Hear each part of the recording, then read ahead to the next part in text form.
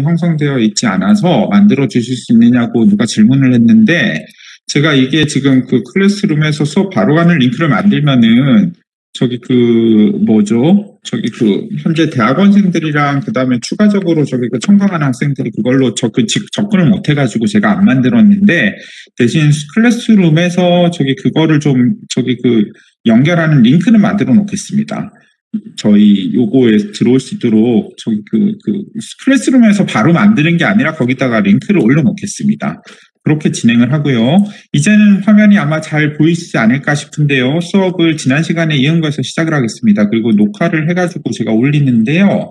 지난주에 녹화를 한 거를 제가 확인을 해봤는데, 이게 안타깝게도 그 화면이 이 녹화 설정이 좀 잘못돼가지고 제 얼굴만 찍혔더라고요. 이게 여러분들이 원하는 건 제 얼굴이 아니라 아마도 여기 내용들에 대한 것들일 것 같아서 이번 주에는 그 부분을 체크를 해가지고 그 설정이 좀 잘못돼 있던 것들을 확인을 해가지고 그 부분으로 다시 이제 진행을 하니까 요거부터는 다시 제대로 올려놓겠습니다.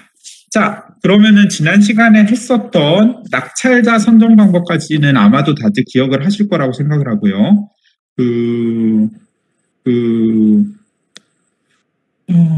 잠시만요. 채팅으로 지금 오류가 뜬다는 학생들이 좀 있는데요. 이게 웹엑스 오류가 뜬다는데, 글쎄요. 다른 친구들은 다 잘 들어와 있는 것 같은데, 일단은 빨리 들어오시라고 얘기를 좀 해주시고요. 다른 모든 친구들의 시간을 뺏을 수는 없으니까 일단은 바로 수업을 진행을 하겠습니다. 자, 계약 부분부터 다시 시작을 해서 하겠습니다.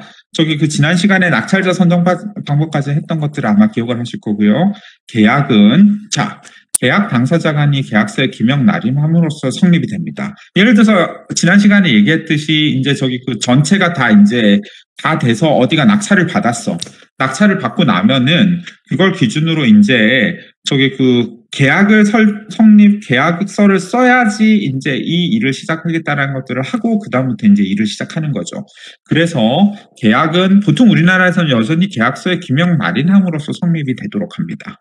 네. 그리고 계약서의 기재 내용으로는 공사의 내용, 어떤 공사를 하느냐. 예를 들면은 설계 같은 경우는 우리 친구들 같은 경우에는 설계를 해서 나중에 설계를 한다. 그 경우에도 이제 설계 용역 계약서라는 걸 쓰게 되는데요. 그렇게 될 때는 설계의 내용, 그 다음에 기간, 공사의 기간, 그 다음에 금액, 그 다음에 공사비의 지불 시기와 방법, 그 다음에 하자 담보에 대한 책임 기간. 이게 뭐냐 하면은 공사를 했는데 이게 공사가 문제가 생기거나 하자가 날 수 있단 말이지. 그렇게 됐을 때 하자 담보를 예를 들면은 이 건물에 대해서 공사를 했는데 하자 담보에 대해서는 90일간은 내가 고쳐준다든지 1년 동안은 책임지고 고쳐준다든지 하는 것들이 들어가게 되고요. 그 다음에 하자 보수에 대한 보증금을, 그러니까 하자 보수에 대한 하자를 하는 것들에 대해서는 공사를 다 하고 공사비를 다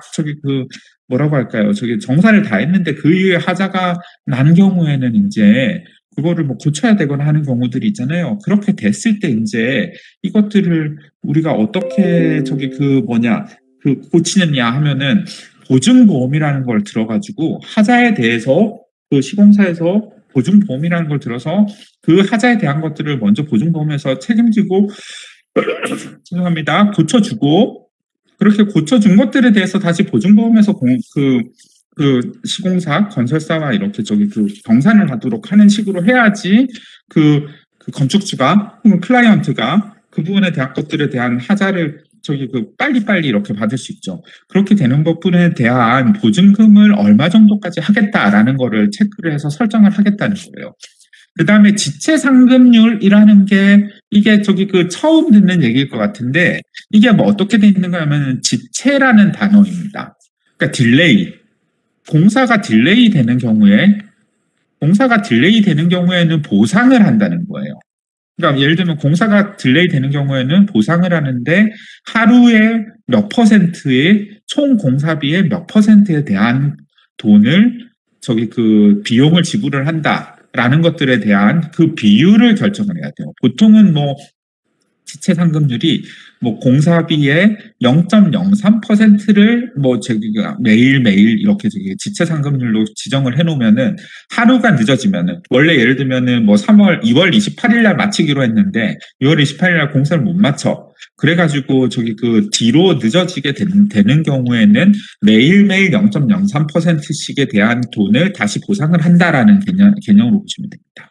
그 다음에 계약 보증금은 역시나 보증금인데요. 이 앞에서 봤던 이 하자보수 보증금률과는 달리 계약을 할 때 이 계약이 설정이 되어 있고 혹시라도 공사하는 시공사가 계약을 하다가 중간에 뭐 뭐지 뭐 문제가 돼서 그 뭐라고 할까요? 그 없어지거나 아니면은 뭐 그만두거나 할 수 있잖아요. 그렇게 될 때는 그렇게 되는 계약을 깨는 것들에 대한 그 보상, 그러니까 보증을 걸게 되는데 그 보증금은 얼마가 되느냐 하는 것들 등등이 다 계약서에 기재가 된다. 이렇게 이해를 해주시면 됩니다.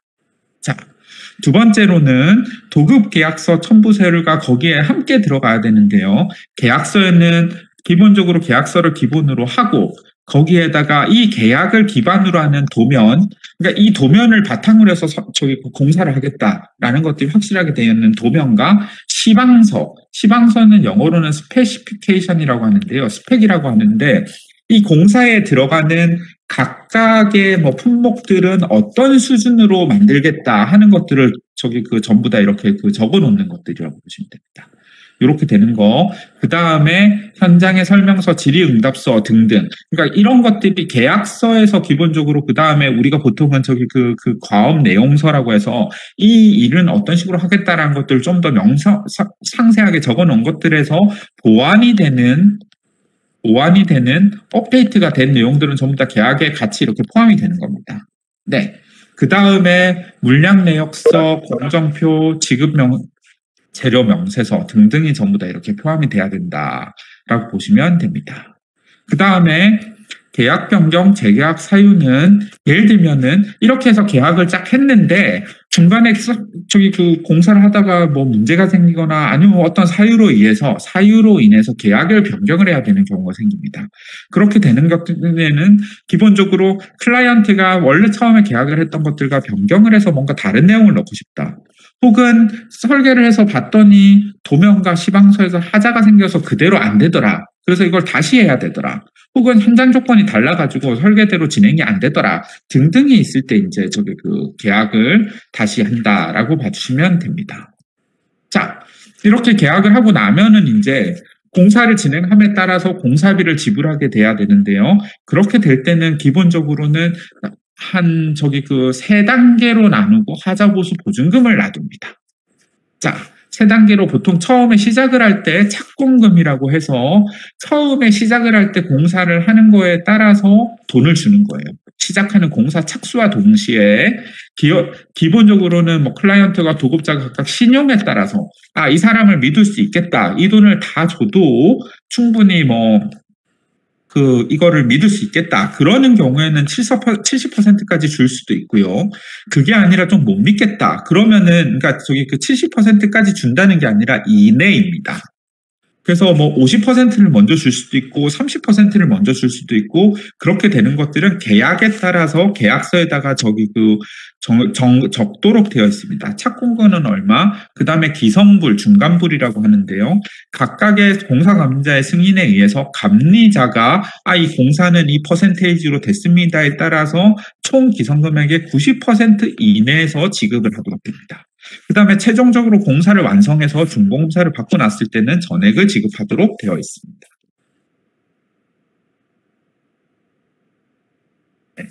그 다음에 하자보수 보증금률은요. 준공검사를 받아서 공사를 완성했단 말이지. 그러고 나서 1년에서 3년 이하의 기간 동안에는 아까 앞에서도 얘기했지만은 총 계약 금액의 2에서 10%를 은행에 예치를 해서 혹시라도 하자가 났을 때는 나중에 나 돈이 없어서 이거 못 고쳐줘요 하는 게 아니라 그 돈으로 이렇게 고쳐줄 수 있도록 하도록 하기 위해서 적어놓는 거고요.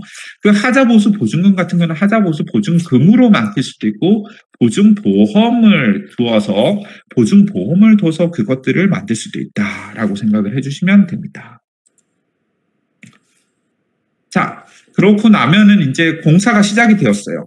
그러면은 건설 사업의 공사는 어떤 식으로 진행을 하느냐 하는 것들을 이제 보시게 될 텐데요. 저기 보자. 잠시만요. 네. 먼저 가장 기본적인 방식은 순차적으로 리니어 시퀀셜 컨스트럭션이라고 해서 사업 계획이 시작돼서 끝나고 그 다음에 예를 들면 3개월 동안 사업 계획을 세우고 사업 계획이 완벽하게 나와가지고 이 건물을 이렇게 쓸 거예요로 하면은 그 다음부터 5개월 동안 뭐 설계를 진행을 하고 그 다음에 그 5개월이 지나고 나면은 이제 뭐 이거는 구매니까 뭐 이렇게 되어 있긴 하지만은 공사를 뭐 예를 들면 24개월 한다, 12개월을 한다라고 해서 공사 기간을 하고 그게 끝나고 나면은 여기 있네요. 시공 기간이 있어서 하고 나서 끝나고 나면 착공이 되고 나면은 시운전을 해서 확실하게 끝났다라고 되는 이런 순서가 이렇게 가는 순서대로 딱딱딱 끝나는 대로 이렇게 가는 방법을 순차적인 방식이라고 합니다. 기본적으로 장점이 되는 것들은 설계가 완료되고 나서 설계가 딱 끝났을 때 사업 계획이 세워지고 설계가 끝나서 모든 계획이 끝났을 때부터 시공이 들어가니까 설계 변경을 할 수 있는 요인들이 없어집니다. 다만 그리고 발주자가 뭐 이렇게 되는 것들이 다 정리될 때마다 이렇게 하는 것들만 하면 되니까 증가하는 것들을 뭐 충분히 막을 수 있다. 하지만은 단점은 뭐냐면은 이게 시간이 이만큼 길어진다는 거예요. 공사를 하는 동안. 시간이 이만큼 길어진다는 거니까 총 사업비가 증가할 수 있다. 왜냐하면은 간접비가 증가할 수 있거든요.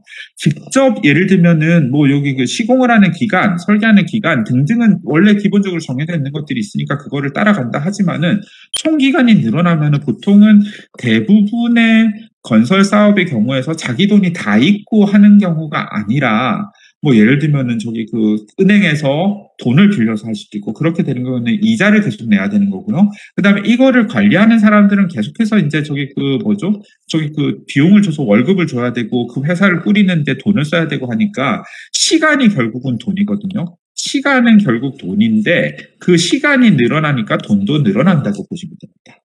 그리고 공사 기간이 장기화될 수도 있는 거고요. 중간에 혹시라도 시공을 하는데 중간에 뭐 설계가 문제가 됐다. 그러면 다시 이렇게 돌아가서 설계를 해서 다시 와야 돼요. 그렇게 되면은 결국 시간과 인력적으로도 충분히 더 많은 것들이 날 수 있다. 그래서 안정적이고 기본적으로 되어 있는 방법이긴 하지만은 시간을 줄이거나 하는 것들은 불가능하다 해서 나오는 방식이 많이 쓰이는 것들이 패스트 트랙입니다.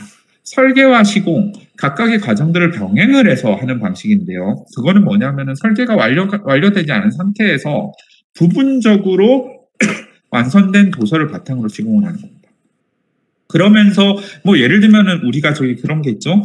어느 정도 큰 건물의 어떤 바운더리 혹은 건물의 큰 뭐 구조 형식이라든지 같은 것들이 나오면은 그걸로 먼저 기초를 닦고 골조를 치고 하는 과정에서 외장을 뭐 만들고 외장을 또 공사를 하는 과정에서 내장을 정리하고 하는 식으로 감으로써 기간을 확 줄일 수 있다는 얘기입니다.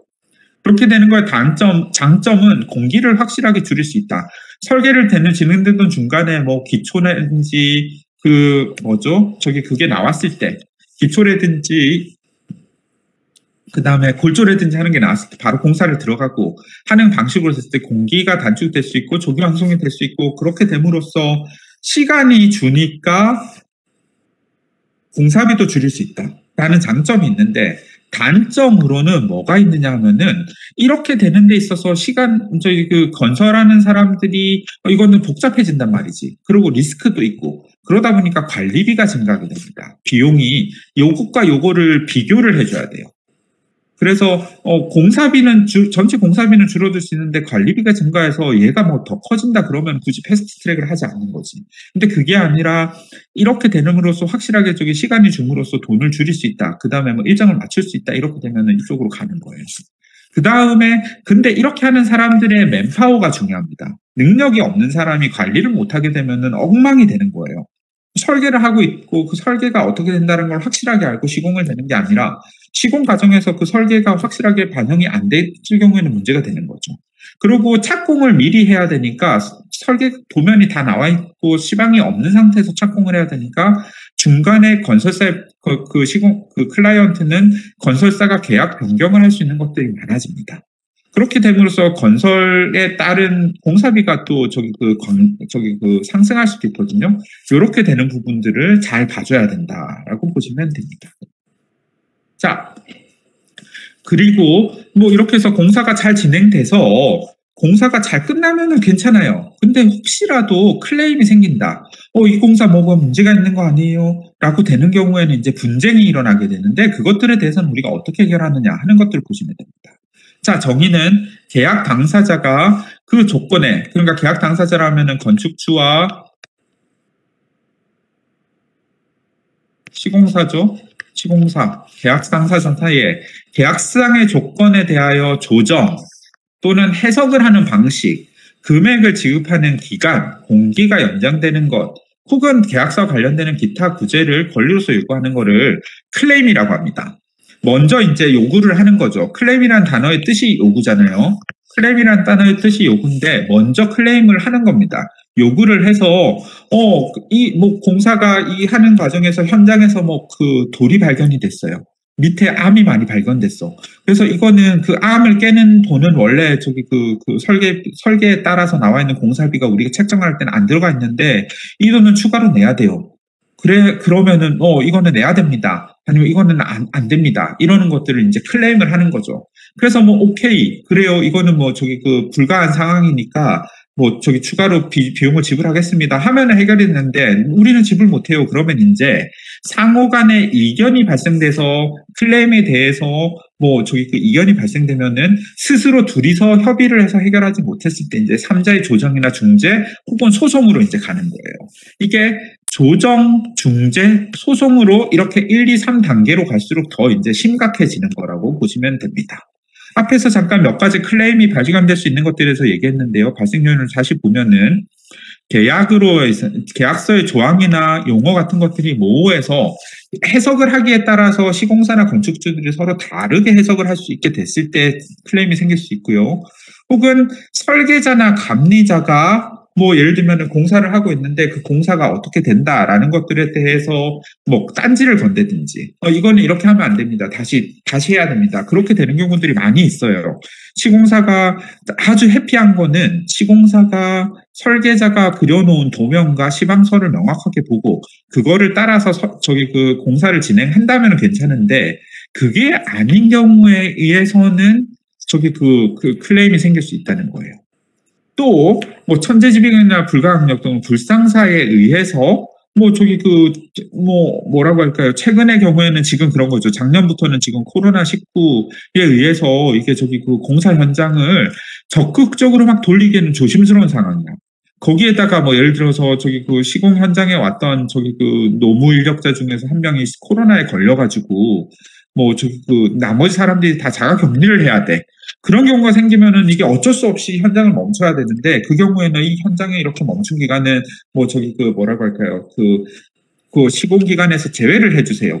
아니면 이거는 불가항적인 상황이니까 시공기간에서 제외를 할 때 간접비는 우리한테 좀 줘야 됩니다. 라든지 아니면 이런 부분에 대한 것들을 반반으로 하자든지 이런 것들에 대한 클레임이 들어간다는 거예요. 그 다음에 프로젝트의 각각의 특성에 따라서 공사가 많아지거나 혹은 혹은 밑에서 갑자기 아까 얘기했듯이 지하에서 암이 발생했다든지 하는 것들의 프로젝트의 특성에 의해서도 생길 수 있더라 하는 거고요. 그렇게 됐을 때 생길 수 있는 클레임의 유형으로는 공기를 늘려주세요. 시간 내에 이거를 완성할 수 없습니다. 혹은 공사 범위를 바꿔주세요. 내가 생각할 때는 여기까지가 내 공사 범위인데 여기서 이 부분은 누가 공사를 해야 됩니까? 하는 것들에 대한 책임에 대한 그것들을 정리해 주세요. 하는 거고 그 다음에 공기 촉진을 해주세요. 예를 들면은 클라이언트가 이거 빨리 끝내야 됩니다. 아니면 이거 정해진 기간 내에 끝내야 됩니다. 이 부분은 빨리 해야 됩니다. 그러니까 이 부분에 대해서는 좀 더 추가적으로 인력을 투입해 주세요. 할 수 있는 거고요. 혹은 현장의 조건이 바뀌는 changing site condition에 따라서 클레임이 있을 수 있다. 하는 것들은 여기서 보시면 있을 거고요. 그렇게 되는 클레임이 제일 좋은 거는 클레임이 없는 거예요. 아예 처음부터 클레임이 없도록 확실하게 사전 조사를 통해서 검토를 하고 연구를 해서 확실하게 계약을 해놓은 경우에는 예방이 될 수 있습니다. 이주원 씨, 저기 뭔가 잘못 눌린 것 같은데요. 저기 질문이 있으면 채팅으로 남겨주세요. 그 다음에 계약 시에는 계약서를 검토를 하고 내용을 확실하게 파악을 하고 이제 시작을 해야 된다. 그 다음에 계약 이행 중에는 각각의 관련된 서류들을 전부 다 모아야 된다는 얘기예요. 모아서 계속해서 놔둬야 된다. 그 다음에 프로젝트의 모든 단계에서 가능하면은 시공자의 입장에서는 마지막에 들어오는 게 아니라 시공이 가능한지에 대해서 계속해서 리뷰를 할 수 있다면은 점점 더 좋은, 그러니까 시공 현장에서 적용이 가능한 도면 설계가 나올 수 있더라. 그렇게 되는 것들을 통해서 예방을 하는 것들이 좋고요. 예방이 안 돼서 클레임이 들어왔다. 그렇게 될 때는 이제 아까 얘기했던 대로 이 순서로 이제 심각해지는 거라고 보시면 됩니다. 먼저 클레임을 해서 이렇게 얘기를 했어요. 그렇게 됐을 때 이제 상호 협의를 통해서 이렇게 바꿔주세요. 오케이 해서 최소한의 경비로 그냥 바꿔주는 정도로 하는 경우가 베스트고요. 그 다음에는 이거 도저히 모르겠어요. 전문가한테 우리 한번 물어봅시다. 시공사와 건축주가 서로 생각이 다르다. 그러면 둘 다가 믿을 수 있을 만한 객관적인 입지에서 그것들을 봐줄 수 있을 만한 제3자가 와가지고 보고 이거는 이렇게 하고 이건 이렇게 조정해서 어느 정도 7대3으로 비용을 하는 것들이 좋을 것 같다. 라는 식으로 조정을 해주는 것들이 메디에이션이라고 부르는 조정입니다. 하지만은 이것은 법적 구속력이 없습니다. 서로 그냥 합의를 하는 것들과 비슷한 거라고 보시면 됩니다. 근데 이게 조정으로도 안 된다. 그러면 이제 중재로 가게 되는데요. 이게 중재를 하는 중재원이 있습니다. 그 건설 사업에 대한 것들도 중재를 하는 기관이 있고요. 그렇게 분쟁이 발생되었는데 조정까지로도 안 된다 그러면은 법원이 아닌 제3자 중재인에게 그 해결을 위임을 해서 그렇게 나온 것들에 대해서 판정에 복종하고 분쟁을 해결하는 방식입니다. 이거 같은 경우에는 여기서와의 차이가 법적 구속력이 있습니다. 여기서부터는 이제 법적 구속력이 있는 거예요. 위에서까지 조정은 그런 것들이 그냥 서로 합의하에서 그냥 이루어지는 방법이었다면은 중재부터 위의 방법으로 해결되어지지 않아서 만들어지는 법정에 가가지고 벌어지는 소송까지는 이제 법적 구속력이 있는 거예요. 네. 그래서 참고로 2001년 이후에 공사계약 일반 조건에서 조정까지 되는 것들은 삭제가 되었습니다. 왜냐하면 법적으로는 구속 요건이 없기 때문에 요거는 그냥 알아서 하는 거고 요거에 대한 것들이 지금 있는 거고. 그래서 많은 경우에서 시공사에서나 건축주 사이에서의 공사비의 차이에 대한 이견 같은 것들은 소송까지 가기 전에 보통은 중재를 하는 건설사업 중재원 그런 부분들이 있어요. 주택 공사 중재를 하는 그런 기관들에서 많이들 하고 있습니다. 그리고 처리 절차는 다음과 같습니다. 먼저 클레임을 하는 거예요. 하고 나면은 먼저 협상을 하는 거죠. 이거 어떻게 풀까? 그래서 이거는 이런 상황이고 이렇게 됩니다 하는 것들이 합리적으로 이해가 되면 오케이. 근데 그게 협상이 결렬될 때는 중재로 가는 거고, 중재를 해줘서 이렇게 풀어갑시다 했는데 어디서 나는 이거 인정 못해 그러면 이제 소송으로 가서 법정에서 결정을 하는 식으로 가는 거고. 그리고 클레임을 걸 때는 이 순서로 가야 됩니다. 먼저 이 클레임이 확실하게 뭐라고 할까요?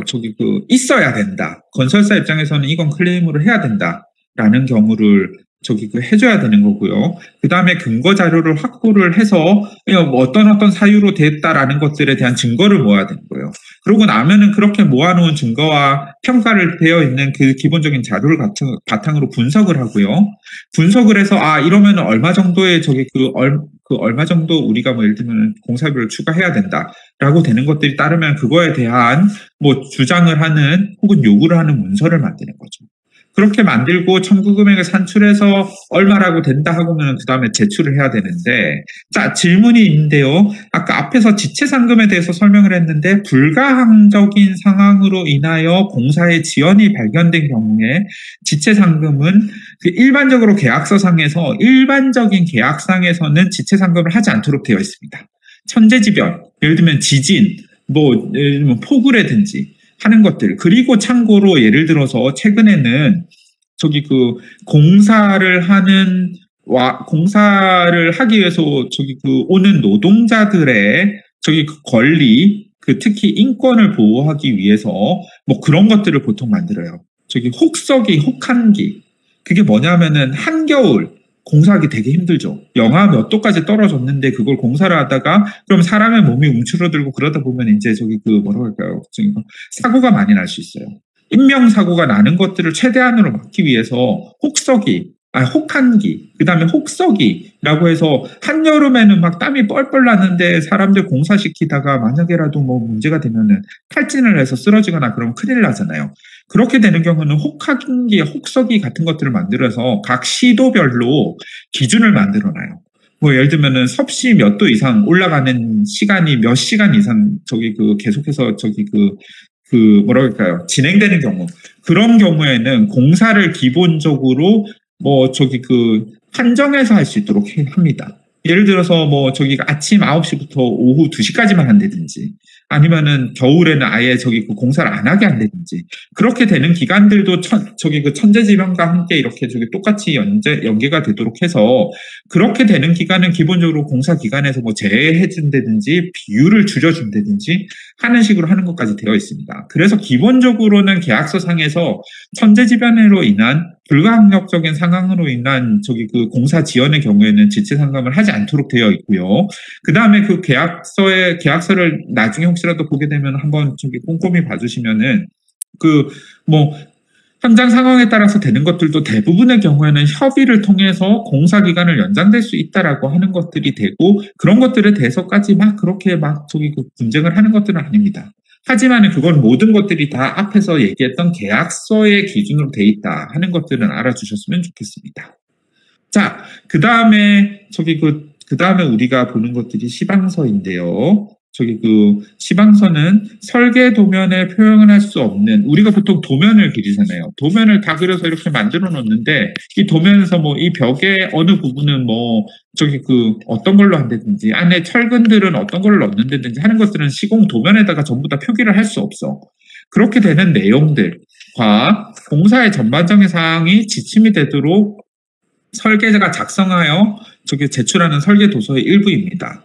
기재해야 되는 내용은요, 재료에 대한 거, 공법 공사 순서, 시공 기계와 기구, 그 다음에 보양하는 방법, 청소 관리하는 방법, 시공상의 주의사항, 그 다음에 우리가 저기 그 뒤에서 이제 나올 텐데 특수시방 같은 것들을 넣게 됩니다. 자, 이렇게 작성될 때는 주의해야 되는 게 시공 순서에 맞게 기재하면서 빠짐없이 작성을 하고요. 중복되지 않게 강달 명료하게 작성합니다. 그리고 재료와 공법 등은 정확하게 작성을 하고 시행되지 못하는 것들은 기재하지 않습니다. 그 다음에 오자 오기 등이 없어져야 되는데 우리가 참고로 시방서는 그 국토교통부에서 건축 공사에 대한 표준 시방서를 만들어 놨습니다. 표준 시방서라고 해서 우리 혹시라도 그 수업 계획서를 세심하게 읽어본 친구들의 경우에는 거기에 보면은 참고 도서로서 제가 국토교통부에서 최신판으로 업데이트를 한 표준 시방서를 참고 도서에다 올려놨을 거예요. 그 시방서를 한번 쭉 보면은 훑어보면은 그 순서대로 공사가 이루어지고 그 다음에 그 공사에서 놓치면 안 되는 것들이 세세하게 기록이 되어 있습니다. 그렇게 되어 있는 표준 시방서를 바탕으로 하고 거기에다가 이제 다양한 특기 시방서부터 해서 추가적으로 공사에 따라서 들어가야 되는 것들을 넣는 방식으로 됩니다. 그래서 시방서에는 공사 기일 등 기본적으로 그 공사 전반에 대한 기술적인 사항들을 먼저 앞에다가 이렇게 넣는 우리로 치면은 뭐 개요라고 할 수 있죠. 일반 시방서가 들어가고요. 거기에다가 표준 시방서가 기본적으로 공통 시방서라고 부르는데 그게 들어갑니다. 그 다음에 표준 시방서를 바탕으로 한 상태에서 표준 시방서에 기재하지 않는 특별한 사항을 기재하는 특기 시방서와 특정 공사별로 시공에 필요한 사항을 규정한 공사 시방서, 안내 시방서, 자료 시방서, 계략 그러고 이렇게 되는 것들이 들어갑니다. 그리고 요거는 이제 그 시방서의 내용에 따라서 들어가는 건데요. 설계자가 발주자에 대해서 설계 초기 장치의 설명용으로 그냥 이런 식으로 됩니다라고 제출하는 기본적으로 설계 도면에 대한 내용을 이해해주기 위해서 주는 게 계략 시방서고요. 그 다음에 공사를 할 때 좀 더 이제 요 앞에 있는 공사 시방서나 이런 것들은 좀 더 이제 정밀한 거라고 보시면 됩니다. 자, 그 다음에 기술적인 내용에 대해서 규정을 하는 기술시방서가 있고, 그 다음에 성능시방서는 구조물화 전체에 대해서 우리가 요구를 하는 성능에 대한 것들만 적는 거예요.